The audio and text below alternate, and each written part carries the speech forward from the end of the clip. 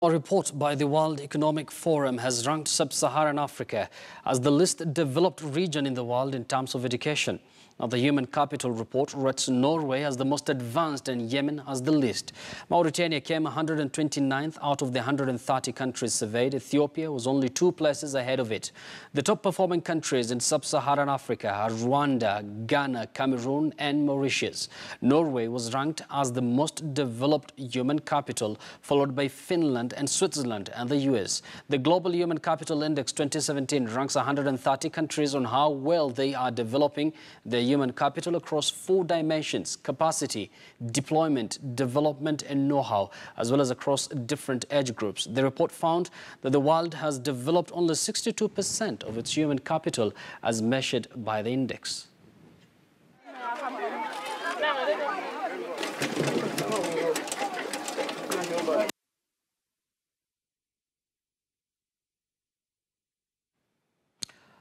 Now, in Uganda, a section of legislators from the ruling party are questioning the criteria that was used to summon lawmakers in a caucus meeting that saw the passing of a resolution to amend the constitution to have the age limit lifted. NRM MPs Theodore Sisikubo and Felix Okot Ogong say the high level of discrimination and the invitation of legislators to attend the meeting is a sign of treason in this country, or in that country rather. Here is that report by Joseph Sabiti from our partner station, NBS Uganda. The push and pull on whether or not to amend Article 102B of the Constitution continues, with MPs opposed to the move vowing to use whatever it takes to ensure such a bill does not find its way into the precincts of Parliament. We want to appeal to our President, whom we respect, to search his heart, his conscience, and his dream, and let the greater dream of fellow Ugandans thrive, but not his personal dream. We urge our colleagues that this is not going to go down well. Do not, if it demands that we shall disrupt, try to bring it on Thursday and you're going to see. We are ready for a battle within Parliament. No one will read that bill. Unless it's going to be surrounded by all of you. You won't read it, we shall grab it, we shall tear it, we shall do everything that is possible not to let you speak on that floor of Parliament. So what I expected my colleagues maybe internally to be discussing should be who should be the successor of President Museveni.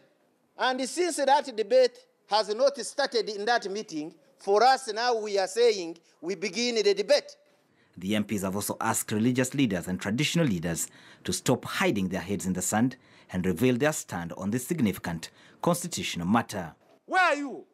On the marriage and divorce, you are very vocal. Do not touch our marriage and divorce. Is that where you are? You have only a keen interest? Because people come to you to get marriage certificates? I urge the Episcopal Council come out. Mufti, come out. Bishop Dr. Antagali, Anglican, come out. You praise Janan Lumu for his heroic acts. Where are you? We've even dedicated the day for him. Where are you? Tell them that it's not over. No, because we know the game. We have mastered the game, and we can assure you that the war is far from over. The group will be up against the gigantic bureaucracy of the state and the numerical strength of the ruling NRM. Political alignments continue to happen within Parliament as the age limit debate becomes a reality. The question is, can the religious leaders and the traditional leaders that have been called upon by a section of MPs to speak out on the matter actually rise to the occasion? If they do, what could be their position? Sabit Joseph, NBS. Debate going there in our neighboring country, Uganda. My colleague Solomon Serawanja is going to join us shortly and is going to discuss that in detail with 2 parliamentarians there in Kampala, Uganda. But before that, right here in Nairobi, we have a political analyst, Mark Bichach, with us in studio. Mark, good evening. And you've seen that development in Uganda. There's some of the members of parliament who want to scrap the age limit from Uganda's constitution. Are you seeing Museveni's hand in this? It is impossible not to see Museveni's hand, because this is definitely from his very bedroom, if I may say that. This is a concept of his imagination to try and keep himself in power as long as he can. Now, the saddest part about this, if you watch Museveni in 1980 and how a progressive leader he sounded to be, then the adage that absolute power absolutes completely applies here. And the problem is he's trying to use democratic tools to bring about autocratic and dictatorship into Uganda using political and democratic tools, which is very funny. And I call this hybrid dictatorship. Now, Mark, we had a very interesting soundbite there from a former Nigerian president, that is Obasanjo, who clearly indicated and warned African leaders, the ones who've served for a very long time, that if they don't leave the office, then the office will leave them. Do you think there's need for African leaders to observe, a certain age limit? Absolutely. And the necessity of the age limits was created by the law for the very simple reason that it is accounted that in the human being's life, the longer you stay in a position, the more lethargic you become.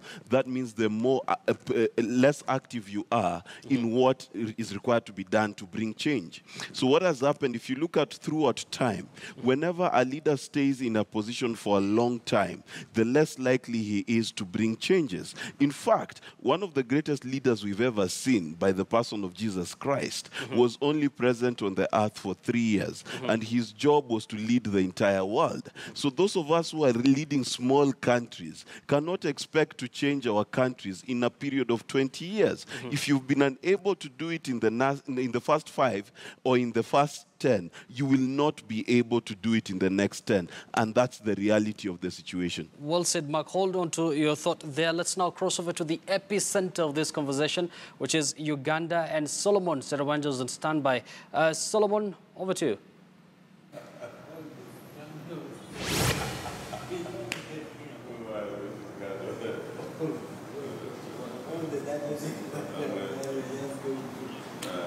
All right, a very good evening to you, Africa, and Yusufu. What I can tell you that here in Uganda, the big story is the mooting of a proposal to amend Article 102 of the Constitution, that is scrapping the age limit. Of course, so to speak, Article 102 of the Constitution makes it mandatory for anyone to stand for president. He should be at least 75 years, above which you cannot stand. Actually, before 35, you cannot be able to stand. Now, members of the ruling party, which is a national resistance movement, yesterday had some sort of caucus, not official as such, where they discussed to amend the Constitution to open up the presidential term limits. Now, very soon, tomorrow, actually Thursday, members of parliament from the NRM will be seeking for leave of parliament to draft a private member's bill to scrap Article 102 of the Constitution, which means that President Yoweri Museveni is able to stand come 2021, something that has left the House divided and also the public divided on this issue. Well, tonight on Bottomline Africa, to just throw more light on the divergent views, I'm joined by members of parliament from within the NRM party who disagree on this move. And joining us tonight is Honorable John Baptist Nabesha, who is against the amendment of Article 102, and we also have the Deputy Secretary General of the NRM caucus in Parliament, Honorable Solomon Siranyi, joining us tonight. Gentlemen, thank you for joining us on Bottomline Africa. I'll start with you, Honorable Solomon. You are part of the team that has been very passionate about pushing and amending the Constitution, that is to say 102. Where do you get this mandate? Have you consulted the people of Uganda or your constituents to, for example, seek leave for Parliament to introduce the private members' bill?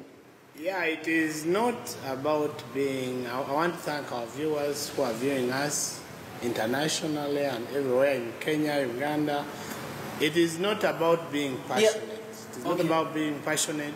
It is not that I'm the one who has been leading. The issue is, do we need an amendment? Because and you get that mandate from the people. I know a constitution is a living thing. A constitution is not dead. A constitution is a living thing. And what we are doing in Uganda are recommendations of court.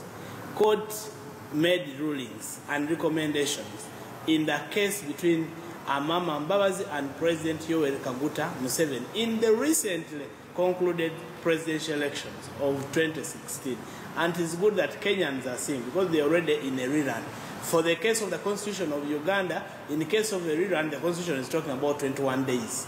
We are saying we want to increase that to 60 And absolutely, days. there are other articles, but you're also talking about Article 102, which is very particular. Yes, then we are also talking about Article 102B. What is wrong with me standing for presidency? Because I'm not yet 35. What is wrong? Can't I stand and talk to people? If people vote me in parliament, can't I contest to be a president? This is so unrealistic. If you block me, honestly, it is disagreeing, it is contradicting with Article 1 of the Constitution, which is saying that power belongs to the people. And this whole thing is not about Museveni. It is not about Museveni. I mean, how do it is you not a Museveni agenda. It is a young people agenda. It is a discrimination agenda. We are looking at both sides. Like me, I want to contest. But you represent the people of this country, yeah? And you get the mandate from the people of this country. Did the people in your constituency send you to parliament to represent them and say we want to lift 102 of the highest population in my constituency are young people? Okay. Yes, and we want to open space for young people. We want a young president. But there is also no problem with having an elderly president, because we are looking at the mandate of the people. If people decide to vote for you, they have the mandate. But what's wrong with having a president of 28 years? Is that criminal? Having a young president? I think world over we are having, China has a very young president. Many countries have come up with this, and I think age limit is something that is... All right, I'm going to be bringing in John Baptist, but let me just go back to Yusuf shortly. Yusuf, you've just had the discussion. In just a few seconds, you'll be coming back here to seek another opinion from, amendment of Article 102, which seeks, by the way, to remove age limit, which means that President Yoweri Museveni will be able to rule after 2021. Back to you, Yusuf, briefly, then we'll come back to get an independent, another thought from another member of parliament tonight. Yusuf. Thank you very much, Solomon, for that heated debate there. Of course, we're going to come back to shortly. But here in studio, we still have Mark Bichachi. Mark, you've seen that exchange there between Solomon and those members of parliament, I believe, from the NRM. That is the National Resistance Movement in Uganda. And Mark, there's this common phrase, that these leaders, that those who've served for a very long time in Africa are referred to as strongmen. Do you think they're really strongmen if they cannot inspire other people to come up and take the leadership position? The biggest lie about this strongman agenda is that, number one, we need to understand that most of the people who have gotten into power by resistance tend to imagine that they still have enemies and continue to rule by the rule of the arm. And that tells you that Uganda is a police state by all forms and function. So why is Yoweri Kaguta Museveni still in power? Because every time there's a dissenting voice, he descends upon them by the full might of his police force. That tells you that in his imagination, he's still in the bushes of Uganda fighting against Obote, which is not the case. So the problem is this, that this strongman agenda gives them the imagination that they are the only people who can save their country. And they forget to realize that since 1994, Uganda has remained the same. There's nothing spectacular that has happened in Uganda.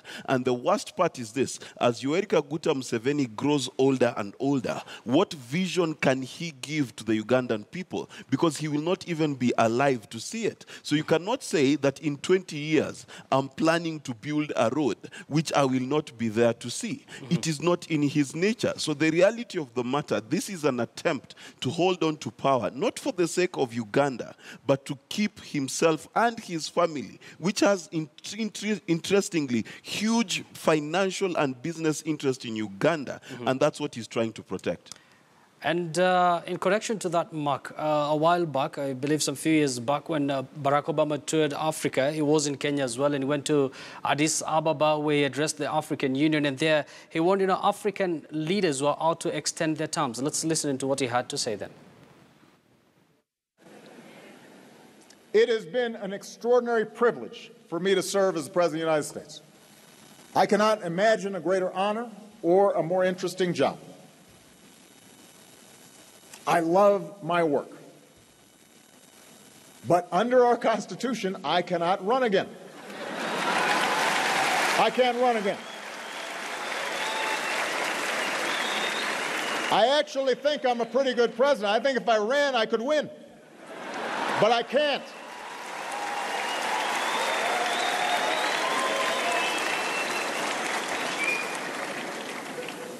So there's a lot that I'd like to do to keep America moving, but the law is the law. And no one person is above the law, not even the president.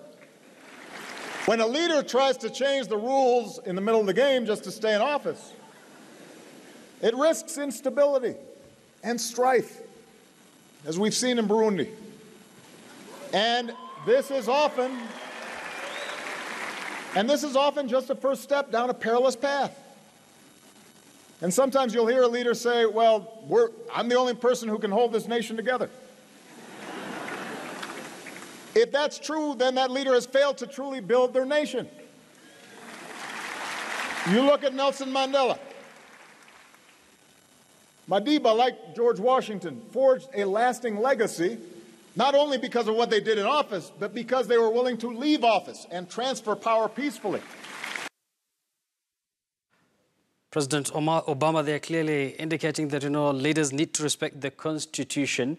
And before we cross over to Uganda once again, let me come to you, back to you, Mark. You've heard what the former U.S. President Barack Obama, they're saying that he knew very well that he was a very good president, but he could not run again for office because basically that is not in their Constitution. Do you think there is need for African leaders to respect their Constitution and not to change, the rule of the game?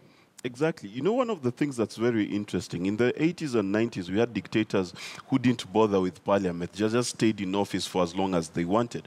Now we have a breed of African leaders whose agenda is to use parliament to mutilate the constitution and give them the ability to extend their terms and even in this case extend their age limits. But my question to them is very simple. They call themselves fathers of nations. Now my question, Yusuf, can you imagine if your father, beyond the age of 18 when you got married, was still living in your house?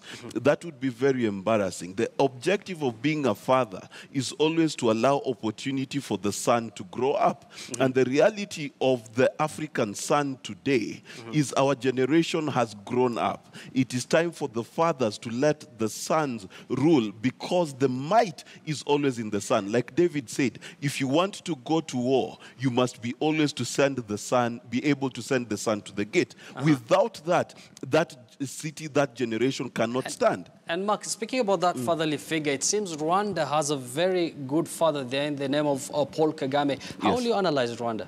Now, here's the thing. The reality of the matter is, if you look at Paul Kagame, he has been a political genius. He led a revolution and then took 2-3 years away from it and came back and really established Rwanda. Now, I want to draw a parallel between Yoweri Kaguta Museveni in 1980. Same scenario. He marches into Kampala and he takes over and he turns this country that had been torn apart by Idi Amin and civil war into a gem of Africa.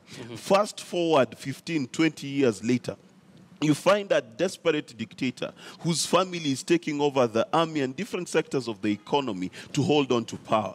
Now, Kagame is at that same place. If Kagame was to say he's exiting now, he'll exit at the top of his game and he will become like the Mandela of South Africa. But he's not planning to exit power anytime soon. Absolutely not. And the longer he stays there, and if you listen to people who really are following Rwanda, they'll tell you that Rwanda is becoming more and more of a police state. They will tell you about how many people who oppose Kagame have disappeared. They'll tell you how many of them are in prison. They will tell you how they're afraid to talk about Kagame in public. And that tells you that Rwanda is slowly sliding down the path of a dictatorship.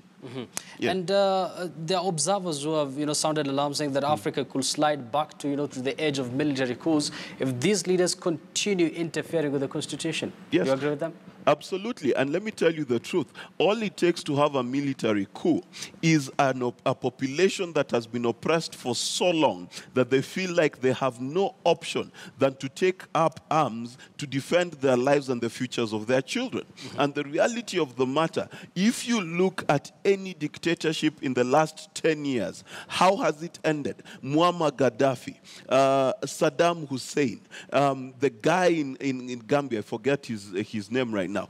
All of them have been forced out by some form of military action. And the reality of the matter is today, if you look at the history of Uganda as an example, every time they've had an election, we've seen Kizza Besigye being treated like a sack of potatoes. In fact, he even had to come to get treated in Nairobi. That tells you that sooner or later someone is going to say enough is enough, and all you need is a Tahrir Square. That's all you need. And then your country becomes a powder keg. Let's remember this. You may be able to fool some of the people some of the time, but you can never fool all the people all the time.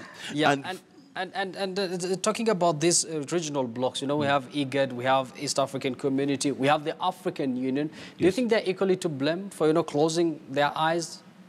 I don't want to blame them because they only exist as functions of convenience. One of the biggest mistakes we make as Africans, although the West African communities did do something in the Gambia, a lot of the time our groupings as East Africans, South Africans, and places like that, we've not been able to deal with the real issues. Look at Mugabe in Zimbabwe. In Zimbabwe today, if you go to the airport, and I've been there, and you try to ask the taxi man to tell you about what he thinks about Zimbabwean politics, he'll be scared because the next thing he will appear before the president, having been whisked by the police, to explain why he's doing treasonous acts against the president. And Mark, yeah, well said. Of course, we're going to shortly talk about the positive stories coming out of Africa because, of course, it's not gloom and doom. And it's at this point that I want to cross over to Uganda once again. Now, Solomon, if you could hear me, of course, you'll continue with that discussion with those parliamentarians there. Correct me if I'm wrong. The message we're getting is that there's some kind of division within NRM. Are there members of parliament who are not aware of this, bill that is being crafted? Well, I'll tell you that members of parliament from the NRM party yesterday most of them came under one roof. About 5 or 6 or 7 walked out of that meeting in protest, saying that they are not party to the amendment of Article 102. And Yusuf, have been following closely the discussion in studio, and what also comes to attention is the parliament of these different African states. They most of the times have a say because mostly they are the ones that amend the constitution, mostly they are the ones that choose. They are the legislative arms of governments. For example, in Rwanda, there was a decision that was made by members of parliament. Here in Uganda, just tomorrow on Thursday, a private member's bill may come in the offing to amend Article 106, that of course limits the age limit. But some members of parliament within the NRM party, Yusuf, are not party to this discussion. And that one of the members of parliament is Honorable John Baptist Nabesha. Honorable, you're one of the people who walked out of the meeting yesterday in protest, and you're saying that tomorrow, once this issue comes up on the floor, you'll stand your ground and block it. Yeah, as a matter of fact, the meeting which was actually convened, we could not even be given access to the agenda. And even when I asked for the order paper of the meeting, nobody would avail me information, until we realized that the member that purportedly had been given some assignment of conducting a research on the Supreme Court ruling on the petition, presidential elections petition, the one Honorable Majez, was to make a presentation. And his presentation in the submission, he was virtually popularizing and promoting the removal of the presidential age limit from our constitution. So when I put up my hand to give a divergent view, I put my hand up 4 times, and nobody was speaking on me. And they knew my views, that they were views of dissent. And so I rose up in protest and actually stormed out of the meeting. And other members followed me. And here and now you have just heard from the horse's mouth. The gentleman who has just left didn't know that the crossfire would be between me and him. That's why when he realized he found me here, he has had to leave very fast. This gentleman, of course, is the vice chair of the NRM Parliamentary Caucus, NRM being our party. And he has talked of even lowering the age limit for one to express interest in the presidency. Honorable, I just wanted to come in there. You're only about 5 people today when you're discussing the issue in Parliament when you had a press conference. You're about 5. Now you're going to be taking on over 200 members of Parliament from the ruling party who will be pushing for this to come through. How far can you go to even stop the Speaker from granting leave of Parliament to the MPs to go and file a private member's bill? I want to assure you, Solomon, that few though we have mounted aggressive mobilization, and we have been able to influence as many more colleagues who are there in this party. Because a number of them are shy and others have been driven by greed for money and appointments. You know, now the person who is stage managing these meetings and this agitation for removal of presidential limits, age limits, is the same beneficiary of the term limits that were removed. You remember, Solomon, yes. in 2005, the 7th Parliament they removed presidential 5-year term limits. At an expense of about 5 million shillings. Oh, yes. MPs were paid 5 million shillings to lift the term limits. The same magic 5 million shillings is going to return. Has been dangled already. People have already received such money. You're telling Africa right now that some members of Parliament have already received money to lift the presidential... Huge sums of money are being splashed on members to compromise them, to support the removal of the presidential age limits from the Constitution. But I want the whole world to hear and know this, that first they removed the 5-year presidential term limits. And because they were blocking an individual, this is a constitution that has been made with eyes. So whenever it is an amendment, it has to have eyes. Second, they removed the competition or competitors for the solo candidature. You remember that time. Now third, this time round, when they realized that the beneficiary of the term limit and the solo candidature this time is being blocked by a presidential age limit in the Constitution, it has to be removed. For how long must we as members, legislators, be actually cajoled, intimidated, or even fooled to always amend the Constitution to the tune or whims of an individual? What kind of Constitution would that be? Would it surely deserve to be termed the supreme law of the land? Well, speaking about Constitution, your colleagues within the party say that Article 102, so to speak, is outdated and politically irrelevant. Article 102B, which you are terming outdated, well, that's has never been tested. I want to be on record that equally the article which was removed, that had actually stipulated term limits, had never been tried and tested. We would want a constitution which was promulgated in 1995 with the oversight and the superintendence of the same sitting president to function. It must be given opportunity. These particular articles have never been tested and tried. Could we, for once, give them opportunity to function? Now, if it is that we are to actually amend them and actually nip them in the bud not to function, why did we then promulgate a new constitution? Why didn't we just amend the 1965-67 pigeonhole constitution of Obote? The tyranny of numbers, again, I want to come back to you because, yes. I mean, you're against this whole. By the tyranny of numbers, will play out tomorrow as NRM MPs seek for leave of Parliament to go and amend, to present a private member's bill. I just wanted to pick your mind. What does this speak of Uganda's Legislative Assembly? We want few though we are, to stand up to be counted. If the rest of members, because of greed for money, to the love of money, and now they want to worship an individual, and the love of the fraudulent appointments that have been pledged to them, they want to worship an individual and use the numerical strength to cause mob justice and rape the constitution, the supreme law of the land. We want to demonstrate in word and deed, however few we may be, to the whole world, that this, what they have done, is wrong. It's wrong for a young democracy that had emerged, and the beneficiary of this has been around and is going to be 35 years in power.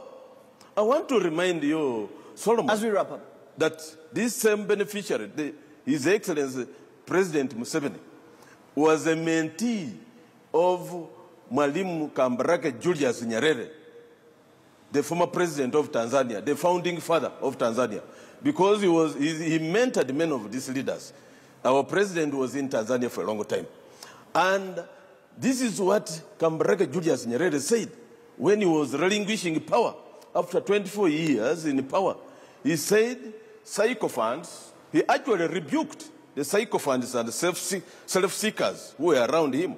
He said, you people who are pampering me to remain in power, to be the pioneer president for the multi-party dispensation which we are entering, are the enemies of Tanzania.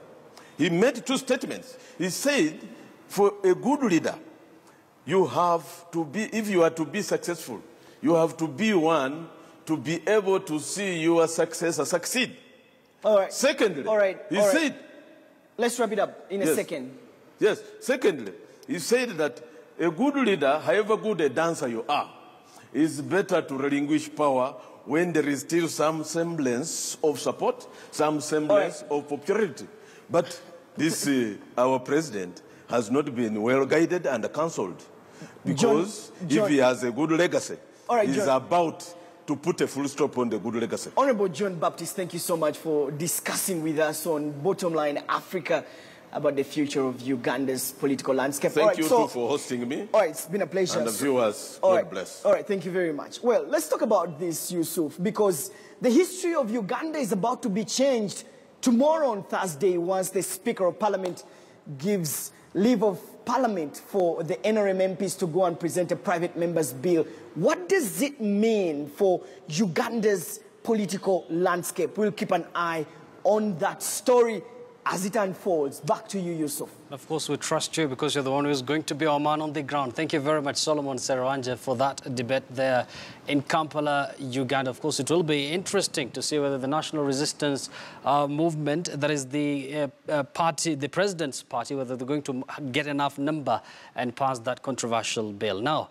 let's quickly look at some of the African, strongmen. These are presidents who have served for a very long time in Africa, and we're going to get them shortly on our screens. And we'll start with Teodoro Obiang, who is the president of Equatorial Guinea, served since 1979. Then there is Denis S. Nguesso, the Congo Republic. He served from 1979 to 1992, then again in 1997. Jose Santos, who was the outgoing Angola's president. He served since 1979. And then we have Yoweri Museveni from Uganda, the man we've been talking about tonight. He served since 1986. That is about 31 years, if I'm not wrong. And then we have Uncle Robert Mugabe from Zimbabwe. He also served from 1987. And then Omar Hassan al-Bashir from Sudan. He served since 1989. And then Idris Deby from Chad from 1990. Isaias Afewerki from Eritrea. He served since 1993. I believe that is when they separated from Ethiopia. And then there's Ismail Gule of Djibouti. He was the president there since 1999. And the list is still long. Abdulaziz Bouteflika of Algeria. He was the president since 1999. Paul Kagame of Rwanda. He served since 2000. So he's marking his 17 years now. And Joseph Kabila of DRC Congo, who has been the president there since 2001. And then we have Faure Gnassingbé of Togo since 2005, and Pierre Nkurunziza of Burundi, who was the president there since the year 2005. Now, let's go through some of your feedback here on Twitter. And earlier we did ask you if you think debate on presidential age limit should be encouraged in Africa. And we're getting a lot of responses from Twitter here. And Sir Rowling says, yes, but our conversation is clouded by a selfish interest, either for or against. It's not genuine. At Jamal J says, progressive leaders must fight it. Museveni is a used cartridge. Nothing new can come from him. And then we have another tweet here from Concerned Kenyan at Maki, who says, we have young ones in Kenya. Tell me how we're doing. And then Kenya says, is this... Okay, forget about that tweet. One more. Muchai Regi says, we must introduce presidential age limit to retire leaders like Kenya's Mugabe. I don't know what he exactly means. And then one final tweet here. At Kevin Ouma says, no, the most important issue to look at is term limit as opposed to age. Someone only needs wisdom to effectively govern. And I think this is where I'll bring Mark in. Mark, this will serve as your final comment. Very briefly, can you tell our viewers what is exactly the difference between age limit and term limit? Well, age limit is the limit by which we say that constitutionally, if you're above the age of, let's say, 80, you cannot continue to rule a country. And that simply tries to keep geriatric people and people who have... someone called them a spent cartridge from staying in office too long. But there's one particular country that you forgot. There's a guy called Paul Biya in Cameroon from 1982. He has ruled. Now, here's the interesting thing. The guy is in France more than he is in Cameroon. He spends more months in France than he does in Cameroon. Why? Because the longer someone stays in office, the more automatic his leadership becomes. He assumes the country runs on autopilot. And so, what's the difference between that and term limits? Term limits is when you say, like in the United States of America, that once you've ruled for 2 terms, you cannot continue to rule again. And it's the same thing that we have in Kenya. It's always the first thing that they try to adjust because the justification is always, I have another development agenda. I need more time to develop my country. That is never true. 10 years is more than enough to develop a country. Thank you very much, Mark Bichachi. And of course, I'm sure African leaders should follow, that advice from Obasanjo, who said that if you don't leave office, then the office will leave you. True. Now, tonight on the bottom line, the politics of age limit. So what is an age, one may ask? Conventional wisdom tells us that age sets the difference between juvenile delinquency and sound moral judgment. If the latter is true, then why do we have a problem with grey leaders? With due respect, I use the term grey not in a derogative manner, but to symbolize longevity. Without mincing words, the quest by some of the African political elites, like the case of Uganda, to do away with presidential age limits only means one thing. They want a president in office for life. It is not the first time that such arguments have been advanced in sub-Saharan Africa. Zimbabwe First Lady Grace Mugabe has made it clear in the recent past that the only president the country has ever known since independence, Robert Mugabe, will only leave office when he wishes to, falling short of saying he is in office for life. It is no wonder the statistics provided by the Legal Information Literacy Center indicate that 80% of Zimbabwean citizens cannot distinguish between ZANU-PF and the government. Now, this tantamount to institutionalization of political power. Perhaps it is a good thing when we refer to conventional wisdom that tells us that longevity symbolizes wisdom. On the other hand, it can be argued that one is most likely to run out of progressive ideas if they stay in one position for too long. Now, a fundamental question one will ask, what is the difference between scrapping presidential age limits and scrapping presidential term limits?